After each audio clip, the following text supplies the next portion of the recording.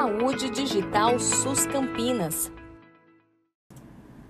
Olá, sejam todos bem-vindos a mais um podcast do Saúde Digital. Meu nome é Luciana e hoje a gente vem conversar sobre mais um tema do calendário da saúde, que é o Setembro Amarelo.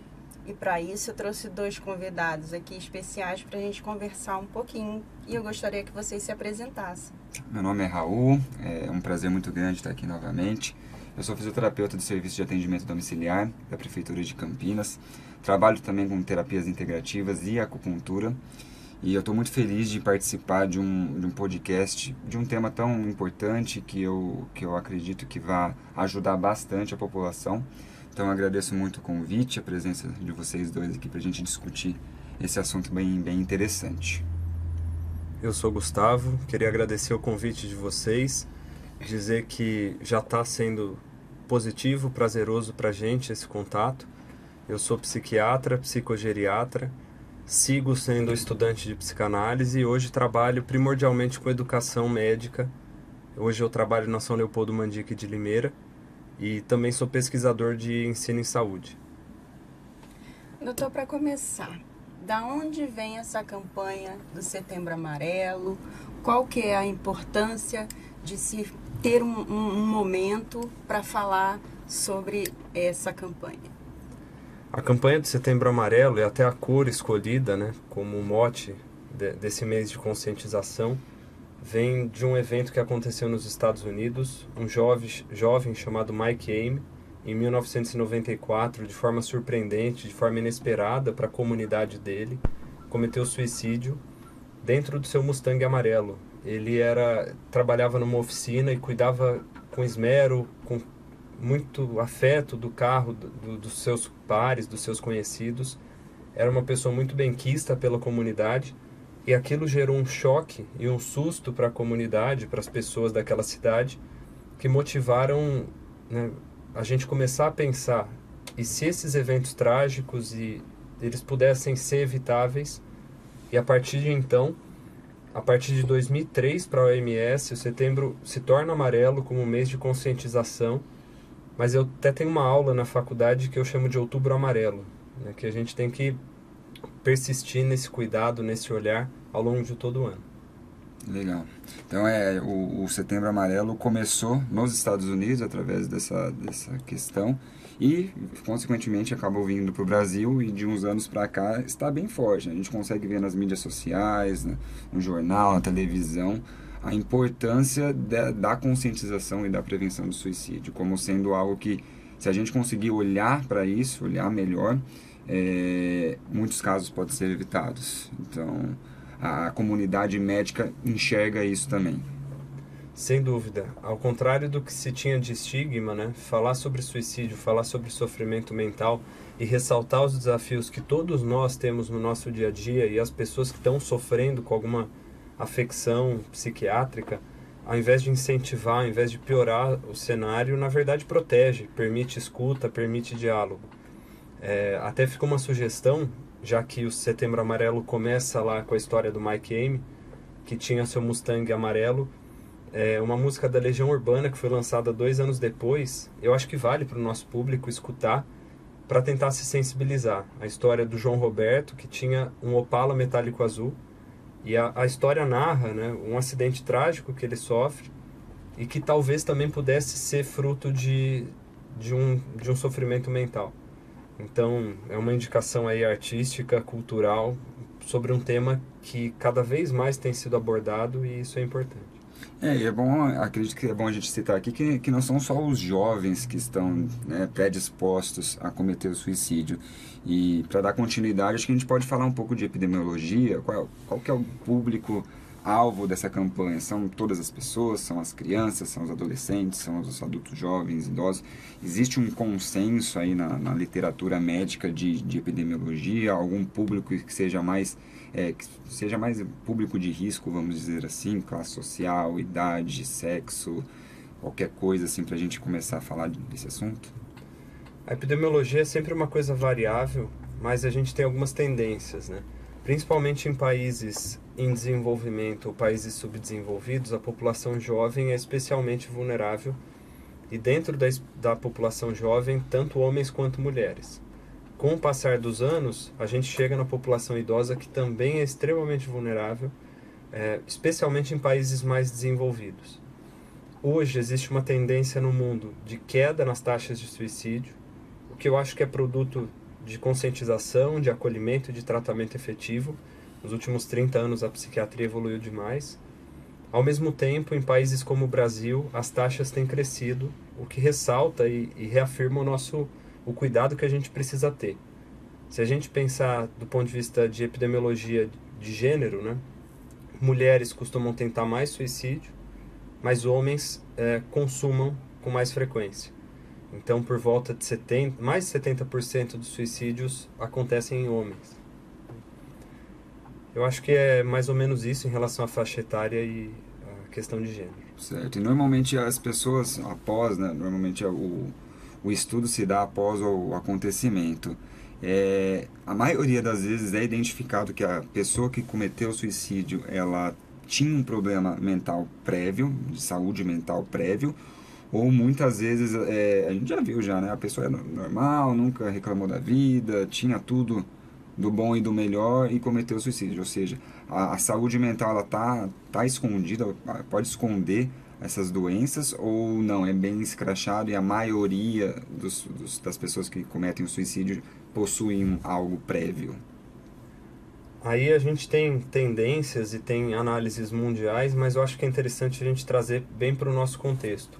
Por exemplo, no Japão tem alguns fenômenos nesse sentido que são muito pontuais, na ausência de transtornos mentais anteriores.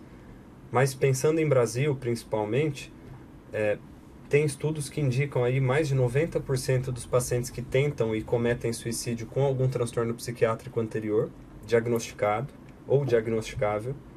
E existe uma tendência na literatura de apontar para o seguinte: todo mundo que tentou ou cometeu suicídio provavelmente tinha algum transtorno mental, ainda que não identificado. O que a gente pode trazer como ponto comum para tudo isso é sofrimento. Um sofrimento, então, que vai ter mais uma origem clínica, psiquiátrica, ou pode ter uma origem psicodinâmica, de eventos de vida, fatores externos, porque, quer queira, quer não, a psiquiatria e a medicina estão imersas no mundo que a gente vive. Em relação às patologias, a gente também pode chegar num ponto comum que sintomas depressivos são primordiais, mas não apenas pacientes com depressão. Pacientes com transtorno de personalidade, pacientes que fazem uso abusivo ou têm alguma dependência química, pacientes psicóticos, com esquizofrenia, por exemplo. Vamos dar o exemplo da esquizofrenia. Na crise em que o paciente está alucinando, está com delírios, ele pode se expor a risco. Isso é um fator de risco. Expor a risco, assim, né? Exposição social. Na tentativa de fugir de algum tipo de ameaça, se expõe.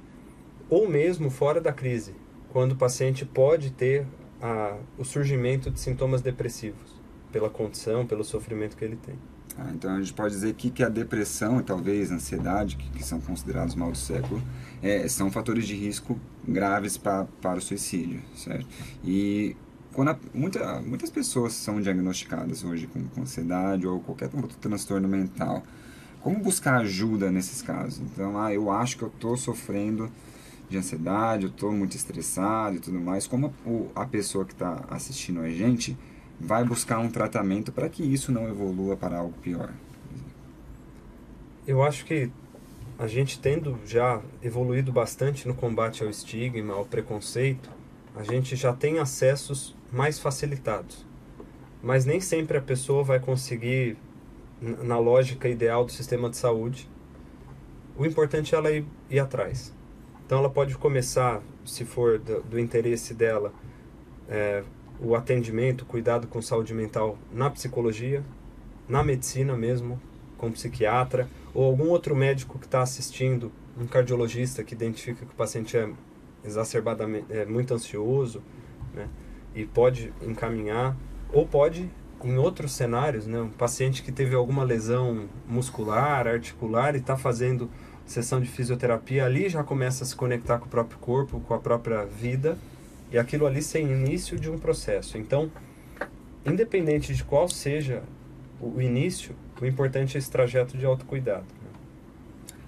Doutor, eu dei uma olhada no perfil epidemiológico, né, disponível aí pelo governo federal, que a segunda principal causa de morte em adolescente de 15 a 19 anos e quarta principal causa de morte entre adultos de 20 a 29 anos, né?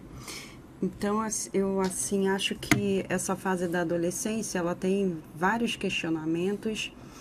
E, pelo destaque aqui, é uma faixa etária que corre, assim, bastante risco, né? Existe algum sinal, algum alerta aí para os pais, amigos, professores, que a gente pode observar? Porque, às vezes, o indivíduo não consegue se identificar que está com algum problema, né? Mas que outra pessoa que esteja ali na comunidade, né, como eu falei, pais, amigos, que possam surgir como um alerta para a gente procurar ajuda? É importante a gente ressaltar isso, né, da população adolescente, da população jovem, especialmente no nosso país. E tem uma lógica dentro da psiquiatria infantil também que é importante. Muitas vezes a patologia, o sofrimento, ele não é só da criança, só do adolescente, está no adolescente. Então, essa população ela é especialmente vulnerável a uma sociedade desigual, a problemas dentro de casa, a problemas sociais, que tornam eles muito mais vulneráveis, de fato, ao sofrimento. E pela falta de recurso, porque a gente, ao longo da vida, vai acumulando recursos para lidar com os problemas, né? Tem gente que acumula mais, tem gente que tem menos oportunidade de acumular, mas o adolescente, o jovem, ainda tem pouco recurso. E muitas vezes ele entende como eterno o que é passageiro. Então, um desentendimento, um dissabor ali amoroso, afetivo, ele entende que vai ser a sentença da vida dele quando é uma coisa transitória. Então, é de fato uma população especialmente vulnerável. E eu acho que existem sinais de alarme que a gente pode ficar atento, pensando em quadros de depressão e ansiedade e depois pensando no risco suicida mesmo. Mudança de comportamento, isolamento social, baixo desempenho acadêmico. A criança sempre teve um desempenho acadêmico bom, sempre teve boas notas e tem uma queda. É um sinal de atenção. Irritabilidade também é muito comum na população jovem e isso é diferente às vezes do adulto. O adulto deprimido fica mais apático. O jovem deprimido fica reativo, fica irritado. Então, olha isso, né? Aquilo que a priori distanciaria da família, que tá mais respondão, tá mais irritado, é motivo para a gente olhar. E via de regra, o comportamento suicida ele vai seguindo uma escala, né? Começa com o desejo só de parar de sofrer, depois o desejo passivo de morrer, por exemplo, seria mais fácil se alguma coisa acontecesse. Isso pode evoluir para um desejo de dormir e não acordar mais. Então, existe uma progressão sobre a qual a gente tem que ficar atento, que a gente pode olhar, até chegar no planejamento, até ter uma execução. Então, grande parte das tentativas de suicídio seguem essa lógica. Então, a gente está disponível para escutar, e escutar não é ser terapeuta, escutar não é ser guia, escutar é simplesmente estar disponível ali naquele período para ouvir o que a pessoa tem de sofrimento. E a partir disso conseguir acolher ou não. Não é obrigação de nenhum pai e de nenhuma mãe ser terapeuta do filho, e não vão conseguir, mesmo os terapeutas. É só saber direcionar. E é como eu falei, às vezes pode direcionar para o pediatra inicialmente, para o clínico e assim vai. É um tema um pouco complicado, porque a gente já está acostumado que o adolescente é o revoltado, é o respondão, 90% acaba sendo isso. Então, acredito que o mais difícil é a gente conseguir identificar a normalidade para a patologia. Então, a observação, o autoconhecimento e conhecer, conversar com a família, acho que é o primeiro passo, né, para identificar tudo isso. E hoje em dia a gente tem a questão das redes sociais também, que está influenciando e que não tinha antigamente. Então, hoje com as redes sociais, com aquela imagem de que tudo é perfeito e que a nossa vida é esquisita, é estranha, porque o amigo está sempre bem, está sempre feliz, a família é perfeita, e quando a gente não vê isso na nossa vida, a gente pode ter um desequilíbrio aí emocional, psicológico, e aumentar as tendências suicidas de quem já tem essa chance, né? Como você acha que a gente tem que trabalhar essa questão das redes sociais? Como orientar, principalmente os jovens e adolescentes, né? A pessoa, quando é mais madura, normalmente ela acaba dando um pouco menos de importância a isso, enquanto os jovens e adolescentes acabam ficando mais tempo e acabam até dando mais prioridade a esses temas. Eu acho que é importante, né, a gente ressaltar o caminho que a gente já percorreu. A gente hoje tem serviços, tem estratégias de saúde, a gente está aqui falando do Setembro Amarelo, que são avanços importantes que a nossa sociedade teve de lidar com o tema, de lidar com essa situação. Só que talvez o que ainda falte, que seja importante principalmente para a população jovem, são espaços de reflexão, de questionamento, de diálogo sobre o desafio próprio da vida. Porque no Instagram vai ser vendido que viver é fácil, de que seu mérito vai ser suficiente para tudo, e se você não conseguiu é porque faltou esforço. Completamente contrário do que a gente entende dentro da saúde mental, que não é uma falta de esforço, não é falta de vontade, não é falta de Deus, mas na realidade viver é um desafio. E da mesma forma que falar sobre o suicídio não aumenta o risco, pelo contrário, ajuda a combatê-lo, falar que a vida é um desafio é só uma constatação que pode ser muito acolhedora. E você comentou sobre o adolescente respondão, revoltado, questionador. De novo, né? A gente falar sobre esse tema com os nossos filhos, com os nossos pares, com os jovens, é benéfico. Então, aí fica o recado para o pessoal de casa, né? Se você tem um adolescente dentro de casa, seu filho, algum conhecido que eventualmente se comporta de forma que dá a entender que pode estar ansioso, pode estar deprimido, pergunta ativamente sobre isso. Pergunta como está sendo o sentimento. E se a ideia é ver se tem um risco de suicídio ali, pergunta. Olha, estou vendo que você tem revoltas, tem questionamentos sobre a vida, sobre o estar nesse planeta, né? Mas está valendo a pena para você? É uma pergunta simples, né? E que pode dar origem para uma conversa necessária. Isso é o preconceito que tinha antigamente, eu acredito que está diminuindo também. Então, essas perguntas, esses questionamentos que podem ser feitos para as pessoas, está mais aberto. Então, a pessoa pode receber isso com mais facilidade. Igual antigamente, que quem ia para o psicólogo, quem fazia terapia era louco, era considerado louco. Hoje, louco é quem não faz, né? Porque a gente já identificou todos os benefícios de ir ao psicólogo, de ir para a terapia, de cuidar da sua saúde mental como algo corriqueiro e necessário. Então, se você não cuida, é você que está esquisito, não é quem vai. Então, provavelmente, hoje em dia, a gente já conseguiu vencer bastante esse preconceito e essa discriminação. E a tendência é sempre melhorar, né? Você que trabalha aí na sua prática clínica de 5 anos para cá, por exemplo, provavelmente você já viu alguma evolução, né? E a tendência é continuar melhorando isso. Sem dúvida, eu acho que é isso. Eu acho que o próximo passo talvez sejam os psiquiatras, os psicólogos, os psicanalistas, não ficarem só no cenário clínico, mas irem para outros cenários. Tem muito psicanalista hoje discutindo sobre pedagogia, por exemplo.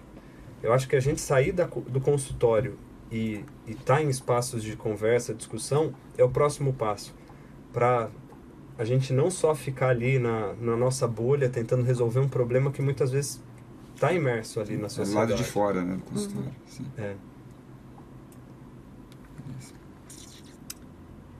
Mais algo? Não sei. Preciso pensar. Tem uma outra coisa que dá para falar, que está até no último capítulo do livro do Neuri, sobre suicídio, que é um livro do Alberto Camus, O Mito de Sísifo. Sísifo é aquele cara, eu não sei se vale a pena aqui pro 20 contexto. minutos, tá? Pra vocês saberem onde vocês vão cortar. Tá. Que o Sísifo é o cara que tem que levar pedra pro alto do morro todo dia, e aí no final do dia a pedra cai, no dia seguinte ele faz isso de novo, assim pela eternidade. E Alberto Camus, no livro dele, fala: no fim das contas, o que importa é saber se Sísifo está sorrindo. Para dar essa ideia de que a vida é difícil mesmo. Sim, acho ótimo. É um mito.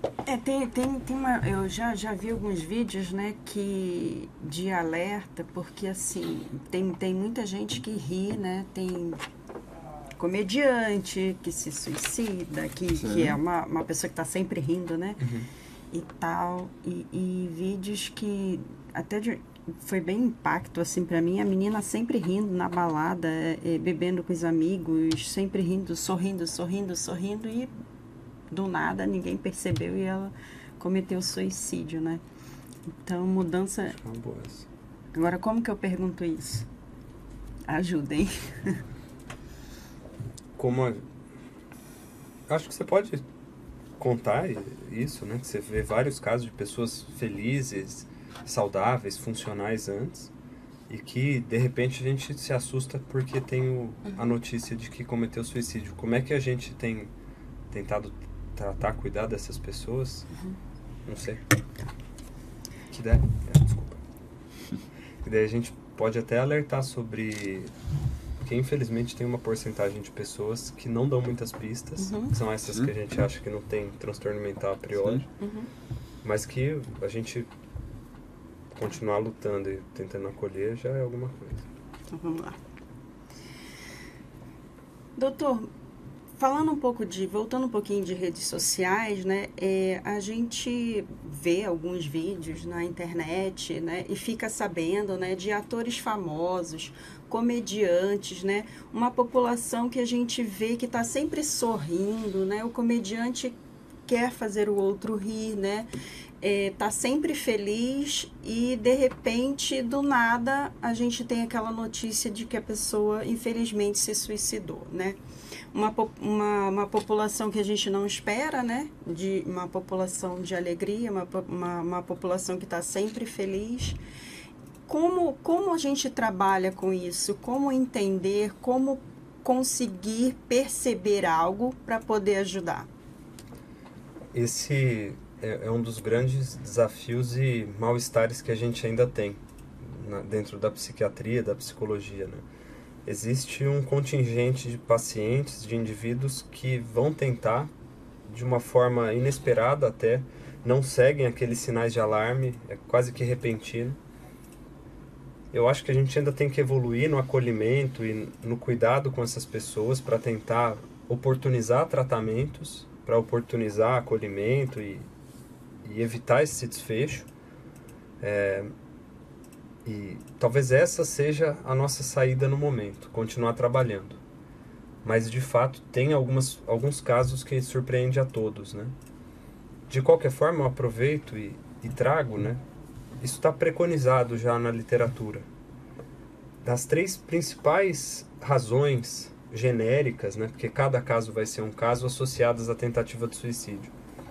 Um pedido de socorro, a tentativa de mudar um cenário, um contexto. Então, pessoas que estão vivendo uma crise conjugal, vivendo uma crise familiar, uma crise laboral, podem ver no suicídio uma forma de tentar mudar aquilo. Pra gente, racionalmente pensando, não vai. Mas no desespero a pessoa pensa. E por último, amortizar uma dor. E eu acho que esse tá sempre presente em todos, né? Então, a gente apurar a nossa escuta, o nosso olhar para o outro e para nós mesmos. Porque se a gente não estivesse cuidando, não vai rolar de cuidar do outro. Eu acho que é a melhor forma da gente tentar identificar esses casos que pegam a gente de surpresa mesmo. Vamos ver... Tá. Agora eu vou perguntar para você. Raul, de que forma que a gente pode lidar, né, com esses nossos problemas, mas uma forma alternativa, né, para a gente melhorar essa questão desse equilíbrio emocional? O que você indicaria aí de alternativa para a gente poder trabalhar aí e melhorar, assim, a nossa autoestima de forma geral, né? Esses transtornos psicoemocionais são bem complexos. Eu acredito que necessitam de uma abordagem complexa.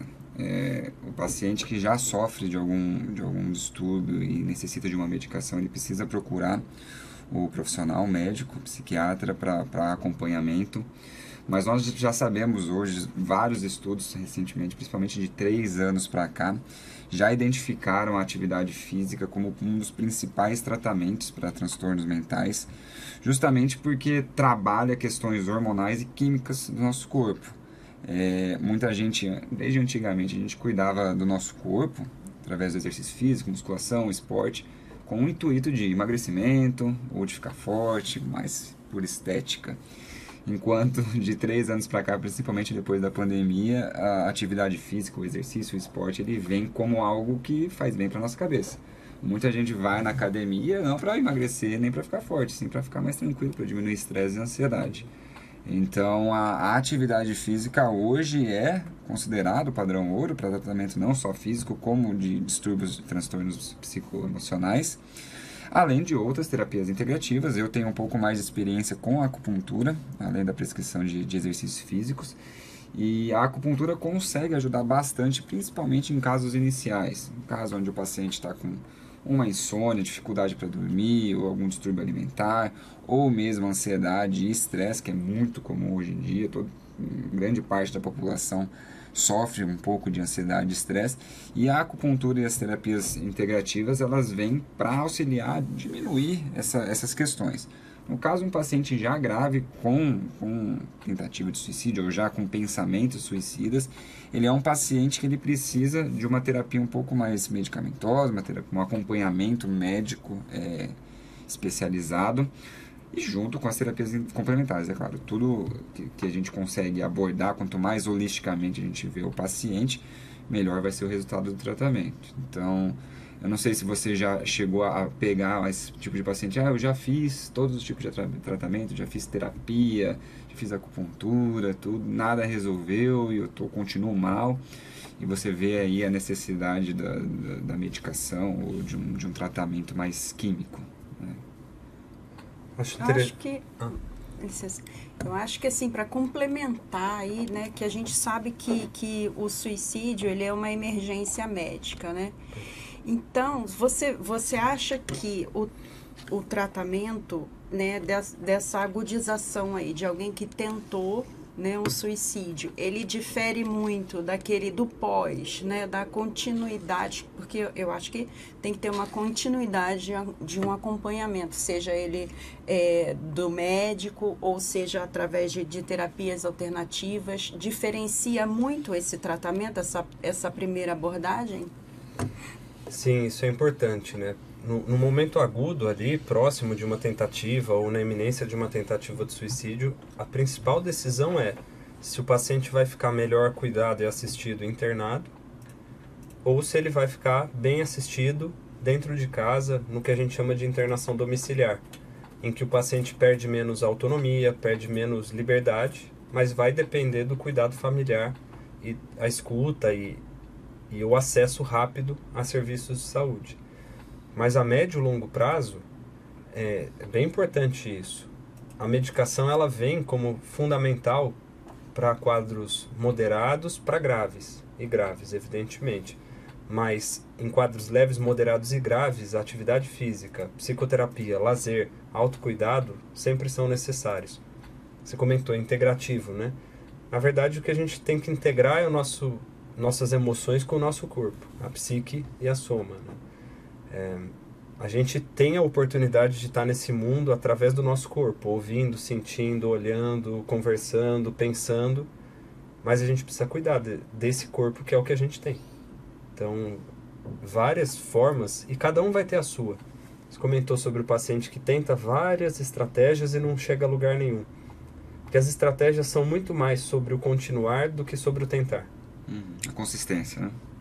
Psicoterapia, muito mais, é importante para autoconhecimento, mas é muito mais sobre a relação com o terapeuta e uma relação segura, confiável, amistosa, de acolhimento, do que o autoconhecimento. E ver que nessa relação existe uma possibilidade de cuidado. E, assim, como é difícil, às vezes, para a família perceber, né, essa mudança brusca aí de comportamento, né, ou essa dificuldade de se expressar, né? Mas existe alguma diferença, por exemplo, daquele familiar que realmente tentou o suicídio, né?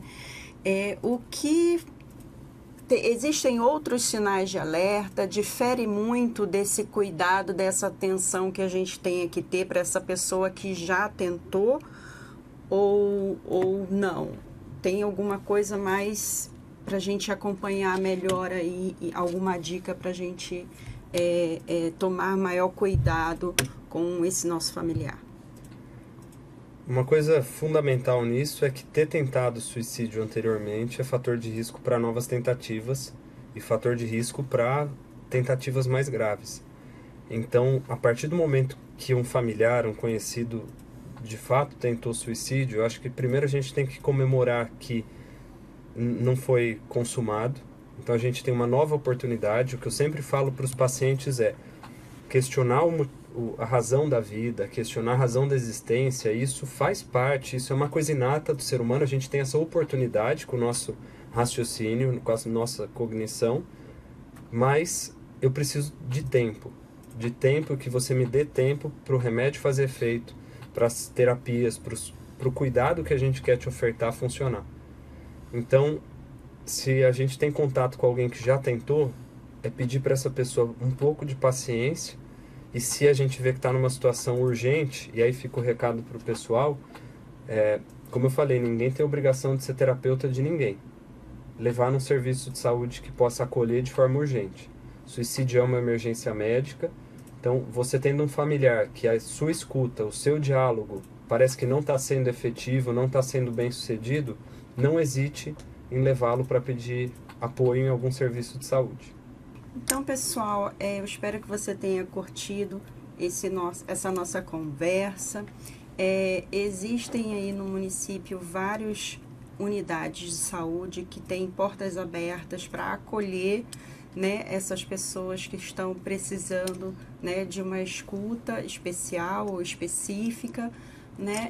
E aí eu convido vocês a curtirem, compartilharem, né, esse vídeo, porque é um alerta, né, para a população em risco de como a gente abordou bastante de como a gente tentar perceber, né? E aí eu quero agradecer, pedir para você curtir, compartilhar, deixar nos comentários alguma dúvida que eu repasso para os nossos convidados e queria que vocês também deixassem o contato de vocês, né, Sim, caso claro.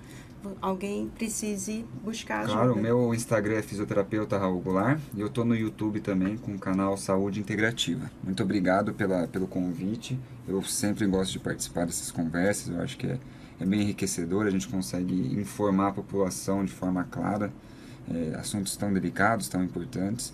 Então eu agradeço a Luciana, agradeço o Gustavo pela participação. Eu deixo então meu Instagram também, dr.gustavo.vila.real. Queria agradecer a oportunidade de propagar algumas informações, fico à disposição para a gente conversar. Queria agradecer o convite a vocês, agradecer também o Raul que tem cuidado, ele é fisioterapeuta da minha avó. Isso, é um prazer, pô.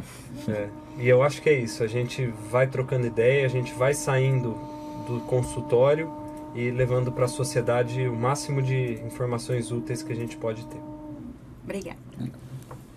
Acho que Tudo bem eu ter falado isso? Sim. Tá. Eu acho que ficou super legal.